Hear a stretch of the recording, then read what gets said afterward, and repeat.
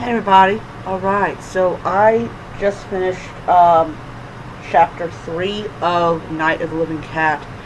And you can definitely tell in this manga that they are definitely doing a lot of the same things that you see in a lot of your zombie apocalyptic shows and stories, where you have survivors that are trying to hide from what is going to harm them.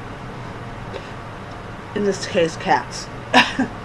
And we find out that we find out a couple things. One, the police can't do nothing to help you.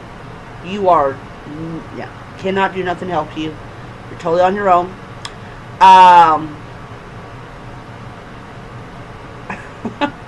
What they did to try is hilarious.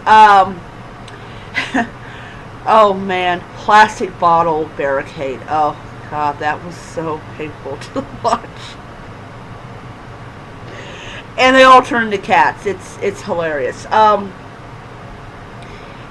so you got this one guy. Now I cannot pronounce his name, so I'm not going to try to pronounce it.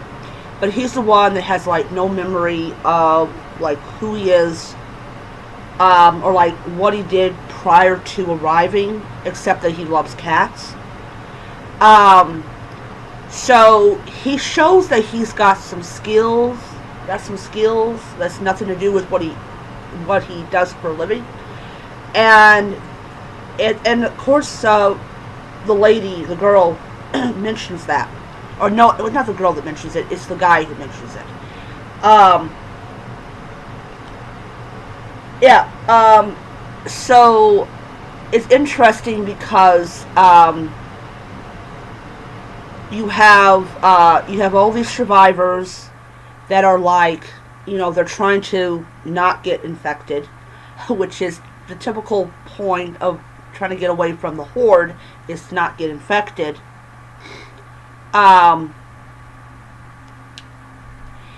And it's just an interesting kind of conversation that goes on between these three characters. And the girl had to watch her brother turn into a cat. And I really like the conversation between this one guy who has this really bad cat allergy and the guy who runs a cat cafe, or is employed in a cat cafe.